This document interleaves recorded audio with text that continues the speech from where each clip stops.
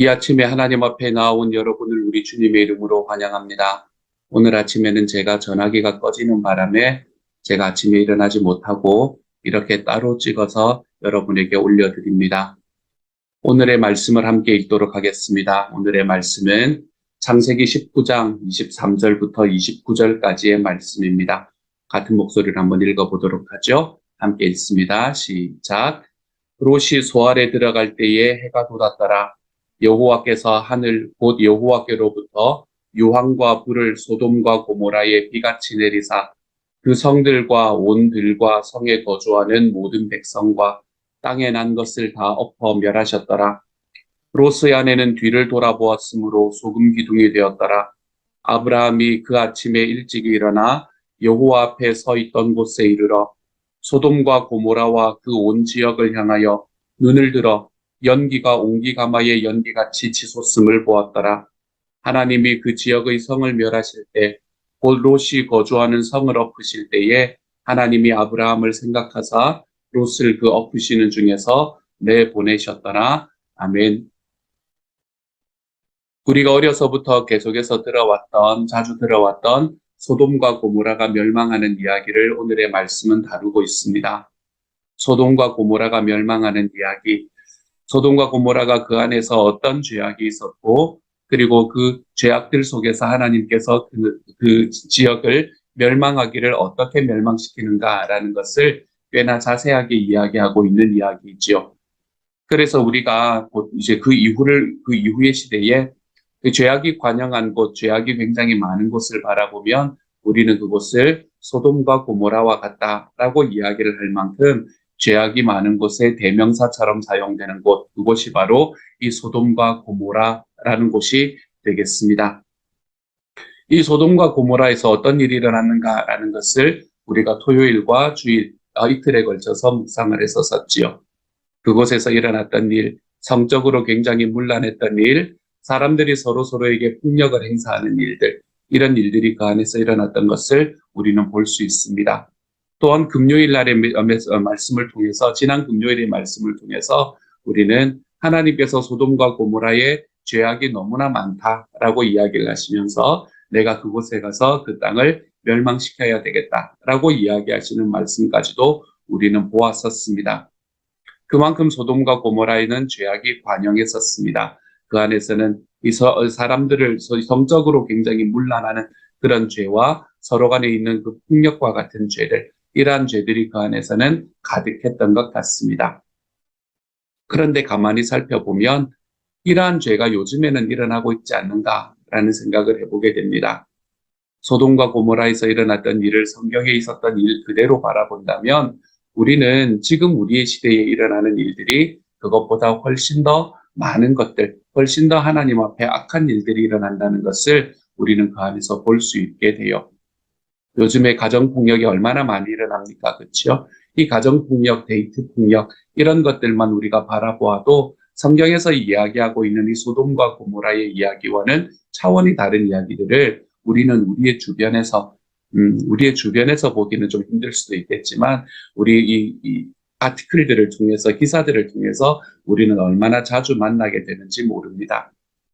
이 땅에 있었던 일들을 바라보지만, 이 땅에 있었던 일들이 죄악이었다는 것을 우리가 바라보지만, 우리의 시대에 얼마나 많은 살인이 있으며, 우리의 시대에 얼마나 많은 폭행이 있으며, 우리 시대에는 사람과 사람을 넘어서서 나라와 나라가, 정말 강한 나라가 약한 나라를 폭행하듯이 쳐들어가고 그렇게 전쟁을 일으키는 일이 지금 오늘 현실인 것도 사실이지 않습니까?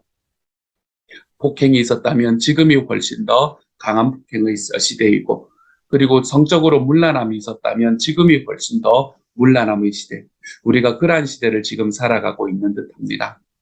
소돔과 고모라를 향해서 하나님께서 내가 저 땅에서 일어나는 일들을 더 이상 볼 수가 없으니 내가 저곳을 멸망시켜야 하겠다라고 이야기하셨던 분이 하나님이시라면, 지금 우리가 살아가는 이 시대를 바라보면서 하나님께서는 더더욱 소돔과 고모라에 이야기하셨던 것보다 훨씬 더 많은, 더 강한 어조로 내가 이 땅을 결코 그냥 보아두지 못하겠다라고 이야기하실 수밖에 없지 않겠습니까?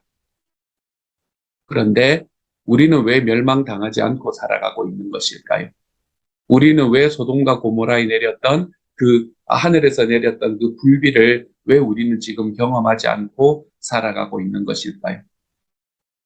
먼저는 하나님께서 오랫동안 기다리시는 분이기 때문에 그런 것 같습니다. 하나님께서는 우리가 모든 사람들이 하나님께로 돌아오기를 바라는 마음으로 오래 기다리시는 분이다라고 말씀은 우리에게 이야기를 하고 계시지요. 하나님께서는 우리에게 계속해서 세컨 찬스를 주고 계시는 상황이라고 생각이 듭니다. 다시 한번 기회를, 다시 한번 기회를. 하나님께서 이 심판하시고 그 심판으로 인해서 많은 사람들을 쓸어버리기 전에 하나님께서는 우리가 하나님께로 돌아가고자 하는 마음을 가지고 다시 주님께로 걸어가는 그러한 길을 선택하기를 기다리고 계시는 분이시죠. 하지만 한 가지 기억할 것은 하나님의 이 기다림은 영원하지는 않다는 것입니다.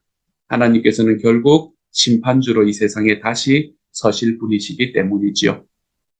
또한 우리가 왜 지금 이 땅에서 훨씬 더 죄악이 많은 삶을 살아가면서도 이렇게 소돔과 고모라가 겪었던 것과 같은 이런 일들을 겪지 않는가. 그 두 번째 이유는 그 사이에, 이 소돔과 고모라와 지금 우리의 시대 사이에 예수님께서 계셨기 때문에 그렇다라고 생각이 듭니다. 예수님께서는 십자가에 달리심으로 저와 여러분이 짓는 모든 죄를 위해서 죽으셨습니다. 물론 그것이 우리가 예수님을 믿지 않는 사람의 죄까지도 다 용서하는 일은 아니겠지만 주님을 믿는 사람들의 죄는 하나님께서 이제는 내가 그들을 의롭게 보아주겠다라고 이야기하는 곳으로 걸어가셨고 그리고 그것을 마음에 작정하셨기 때문에 우리는 지금 이 시대를 훨씬 더 죄악이 많은 시대를 살아가면서도 우리는 우리의 삶을 좀 이 소돔과 고모라의 사람들이 겪었던 이런 경험을 하지 않고 살아가게 되는 것 같아요. 예수님께서는 저와 여러분의 삶에 있는 모든 죄를 위해서 십자가에 죽으셨습니다. 여러분, 우리가 어떤 분이 이 이식을 받는 분이 있지 않습니까? 그렇죠? 예를 들어서 눈을 이식을 받는다거나 간을 이식을 받는다거나 이런 분들이 있지 않습니까? 그렇게 이식을 받아서 새로운 생명을 얻은 사람들이 처음에 하는 이야기는 굉장히 대동소이하다고 이야기합니다. 그때까지 살아왔던 삶에 대해서 다시 한번 돌아보고 그렇게 자기에게 이식의 찬스가 오게 된 것을 감사하며 그리고는 뭐라고 이야기하나 하면 이것을 나에게 준 그 사람이 이제 살고 싶었지만 살지 못했던 삶을 내가 더 아름답게 살아가 보겠습니다. 예전과는 다른 모습으로 살아가 보겠습니다. 라고 이야기를 한다고 합니다. 우리가 우리의 몸에 어떤 한 장기를 이식을 해도 그런 마음을 가지는데 우리의 삶에 있는 모든 죄악을 자기의 어깨에 대신 지시고 돌아가신 분이 예수님이라면 우리는 그 예수님을 향해서 어떤 마음으로 나아가는 것이 가장 합당하겠습니까? 내 죄를 다 용서하셨다며 이제 마음껏 죄 지어도 되겠네 라고 이야기하면서 걸어가는 삶을 선택을 한다면 우리는 정말 용서받은 사람의 삶이 무엇인지를 알지 못하고 살아가는 사람이라고 말할 수밖에 없습니다. 나에게 새로운 길을 열어주신 예수님이 나의 주님이시라면 그 주님께서 나에게 주신 그 새로운 길을 감사함으로 받고 그리고는 예전과는 다른 삶을 살아가 보는 삶. 소돔과 고모라에 일어났던 그 삶을 내가 살아갔다면 이제는 내가 다른 삶을 살아보기 위해서 내가 발걸음을 돌려내는 삶. 우리가 그런 삶을 살아가는 게 일상적이지 않겠습니까? 사랑하는 여러분, 예수님께서 우리의 삶을 대신해서 십자가를 지어주셨기 때문에 우리는 우리의 죄에서 용서받을 수 있는 사람이 되었습니다. 이렇게 용서받은 사람의 자리에서 우리 하나님께서 우리에게 베풀어 주신 은혜가 크기에 우리는 우리가 이전에 살아가던 삶에서 좀 돌이키며 살아가는 사람이 되었으면 좋겠습니다. 이렇게 돌이키는 삶을 살다가 어디까지 돌이키면 좋을까? 어디까지 변화되면 좋을까? 저는 그 말씀을 오늘의 말씀의 29절에서 제가 바라볼 수 있게 되었습니다. 예수님께서 우리의 삶을 위해서 대신해서 십자가에 죽어주셨기 때문에 우리는 변화하는 삶을 살아갈 것인데 어디까지 변화하면 될 건가? 29절은 이렇게 말해요. 하나님이 그 지역의 성을 멸하실 때, 그 롯이 거주하는 성을 엎으실 때에 하나님이 아브라함을 생각하사 롯을 그 엎으시는 중에서 내보내셨더라. 아멘. 하나님께서 어떤 사람을 향해서 자기의 일을 행하려고 하실 때에 저와 여러분을 생각해 볼 수 있을 정도의 자리. 아, 내가 이 사람을 지금 이렇게 하고 있는데, 이것이 그 사람에게 괜찮을까? 기준이라는 그 인간에게 괜찮을까? 하나님께서 나를 한 번쯤 생각해 볼 수 있는 자리. 우리가 그런 자리까지 변화해 나가면 정말 좋겠다라는 생각이 듭니다. 왜 하나님께서 아브라함을 생각하셨을까요? 하나님은 아브라함을 동역자라고 여겼기 때문에 그럴 겁니다. 저와 여러분이 하나님의 동역자가 되는 삶을 살아가기를 원합니다. 거기까지 변화하기를 원합니다.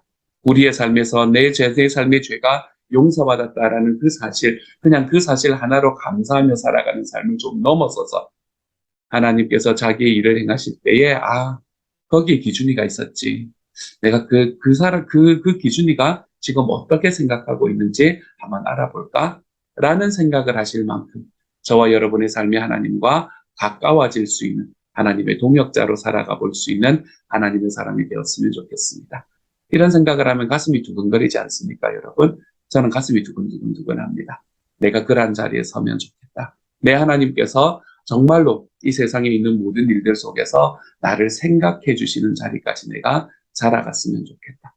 제가 가지는 이 소망이 저와 여러분의 소망이 다 되어가는 오늘 하루가 될 수 있기를 우리 주님의 이름으로 축복합니다. 함께 한번 기도합니다. 사랑하는 하나님, 소돔과 고모라보다 훨씬 더 악한 세상을 살아갑니다. 주님, 저희가 그러한 세상을 살아가는 가운데에서도 저희의 삶에 하나님께서 은혜를 더하여 주시고 하나님의 능력을 더하여 주셨습니다. 사랑하는 하나님, 하나님께서 이 과정 속에서도 우리를 오래 참아주시고 하나님께서 예수 그리스도를 십자가에 달아주심으로 우리가 이 땅에서 멸망받지 않도록 만들어 주셨습니다. 감사합니다, 주님.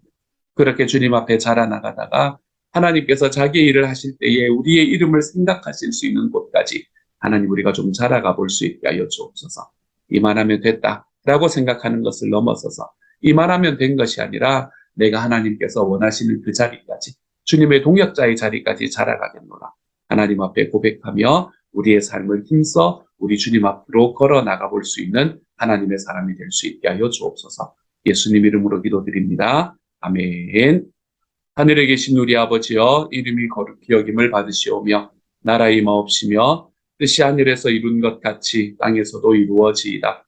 오늘날 우리에게 일용할 양식을 주옵시고 우리가 우리에게 죄 지은 자를 사하여 준 것 같이 우리 죄를 사하여 주옵시고 우리를 시험에 들게 하지 마옵시고 다만 악에서 구하옵소서. 대개 나라와 권세와 영광이 아버지께 영원히 있사옵나이다. 아멘.